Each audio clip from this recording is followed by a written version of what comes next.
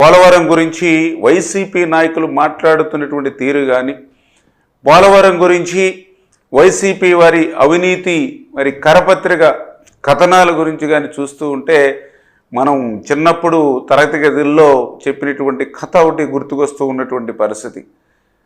ఏదైతే ఒక పేద బ్రాహ్మణుడు మేకపిల్లని తీసుకెళ్తూ ఉంటే మరి నలుగురు 4 చోట్ల ఏంటి పంతులు గారు మీరు కుక్క పిల్లని తీసుకెళ్తూ ఉన్నారని మొదటిసారి చెప్పి, మళ్ళీ కొంత దూరం పోయిన తర్వాత రెండో వ్యక్తి చెప్పి, మళ్ళీ కొంత దూరం పోయిన తర్వాత మూడో వ్యక్తి చెప్పి, మళ్ళీ కొంత దూరం పోయిన తర్వాత 4వ వ్యక్తి చెప్పడంతో నిజంగానే కుక్క పిల్లని తీసుకెళ్తున్నానేమో అని చెప్పి పాపం ఆ యొక్క పేద బ్రాహ్మణుడు ఆ మేకపిల్లని వదిలేసినట్లుగా మరి అంటే అటువంటి అబద్ధాన్ని కూడా 100 సార్లు చెప్తే అది నిజమైపోతుంది అనేటువంటి నమ్మకం ఉన్నటువంటి వ్యక్తి జగన్మోహన్ రెడ్డి. ఆ పోలవరం గురించి కూడా పదే అబద్ధాలు, అసత్యాలు, అంటే దొంగే దొంగ దొంగ అని అరిచినట్లుగా పోలవరం గురించి వీళ్ళు రోజు చేసేటువంటి అసత్యమైనటువంటి ప్రచారం. అందులో భాగంగానే పోలవరం ఎత్తు 41.15 మీటర్లకి మరి తగ్గించేస్తున్నారని ఈరోజు వీళ్ళు చెప్తూ ఉంటే చాలా ఆశ్చర్యం. ఎందుకంటే చరిత్ర చెప్తూ ఉంది, మనకున్నటువంటి డాక్యుమెంట్స్ ఎవిడెన్స్లు చెప్తూ ఉన్నాయి. 2019కి ముందు పోలవరం చరిత్రలో 41.15 మీటర్లని కానీ 45.72 మీటర్లు కానీ ఎక్కడైనా పోలవరం చరిత్రలో 2019కి ముందు ఎక్కడైనా ఉందా? అదేవిధంగా ఫేజ్ 1 అని కానీ ఫేజ్ 2 అని కానీ పోలవరం చరిత్రలో 2019కి ముందు ఎక్కడైనా ఏ డాక్యుమెంటేషన్లు అయినా, ఏ లేఖలైనా, ఏ ప్రతిపాదనలైనా ఎక్కడైనా ఉందా? అంటే 2019కి ముందు ఫేజ్ 1 అని లేదు, ఫేజ్ 2 అని లేదు, 41 లేదు, 45 లేదు, ఓన్లీ పోలవరం. దాని నిమిత్తమే ఆ రోజు 2019 తెలుగుదేశం ప్రభుత్వ హయాంలో ఆ రోజు చాలా క్లియర్గా 55,000 కోట్ల రూపాయలకి ఆ రోజు మనం పోలవరం ప్రాజెక్టుకి చంద్రబాబు నాయుడు గారి సారథ్యంలో ఆ రోజు ఆమోదించుకున్నటువంటి పరిస్థితి. తర్వాత ఈ జగన్మోహన్ రెడ్డి వచ్చిన తర్వాత మరి నువ్వు ఆ ఫేజ్ 1 ఫేజ్ 2 నువ్వు పెట్టి ఆ యొక్క 41, 45 అని డిఫరెన్సెస్ మీరు తీసుకొచ్చి ఈరోజు మళ్ళీ పోలవరం గురించి మొసలి కన్నీరు కారుస్తూ ఉంటే నిజంగా ఇటువంటి వారి పట్ల ఎంత జాగ్రత్తగా ఉండాలో ఈవేళ ప్రజలందరూ కూడా అర్థం చేసుకోవాల్సినటువంటి పరిస్థితి. ఆ రోజు 6 కాలం శ్రమించి 18 నెలలు శ్రమించి ఆ రోజు డయాఫ్రమ్ వాల్ నిర్మాణం పూర్తి చేస్తే ఆ రోజు చంద్రబాబు నాయుడు గారు నువ్వు వచ్చిన తర్వాత చేసినటువంటి నిర్వాహకం ఏంటి?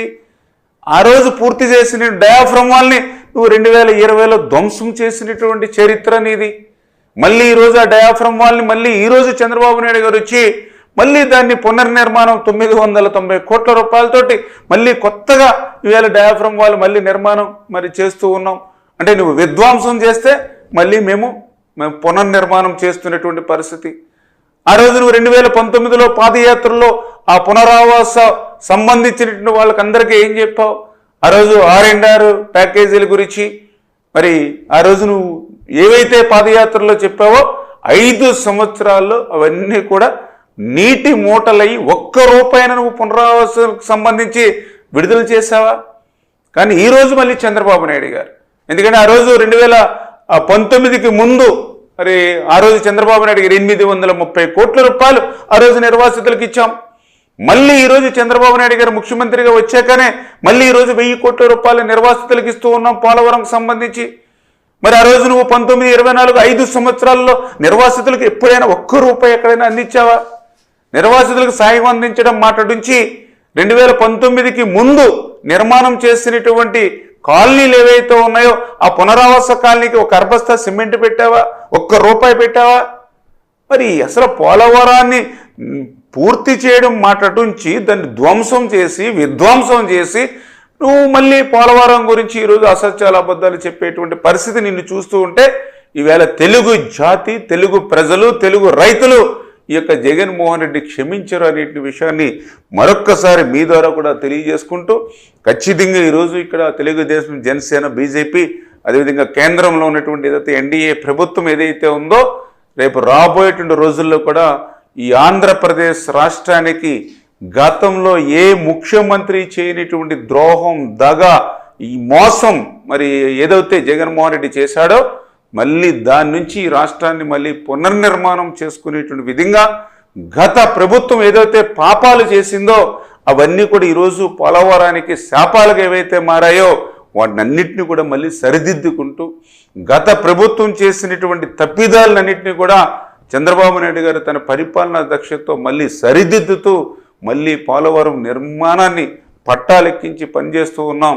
రేపు 2027 డిసెంబర్ కల్లా ఆ పోలవరాన్ని పూర్తి చేసేటువంటి విధంగా ఒక ప్రణాళికాబద్ధంగా ఈరోజు ఈ యొక్క ప్రభుత్వం ముందుకెళ్తున్న విషయాన్ని కూడా మరొకసారి మీ ద్వారా తెలియజేసుకుంటూ మరి ఇంత కష్టకాలంలో ఇంత క్లిష్టమైనటువంటి సమయంలో అప్పు కట్టడానికి కూడా మళ్ళీ అప్పు తెచ్చుకోవాలంటే అప్పు కూడా ఇవ్వలేనిటువంటి స్థితిలో ఈ రాష్ట్రాన్ని చేర్చేసినటువంటి పరిస్థితిలో ఈరోజు కేంద్రం మరి ఈవేళ చంద్రబాబు నాయుడు గారు, పవన్ కళ్యాణ్ గారు, నరేంద్ర మోడీ గారు మరి వీరందరూ కూడా ఈ రాష్ట్రానికి చేస్తున్నటువంటి సహకారానికి మరొక్కసారి మీ అందరి తరపున కూడా కృతజ్ఞతలు తెలియజేసుకుంటూ ఉన్నారు.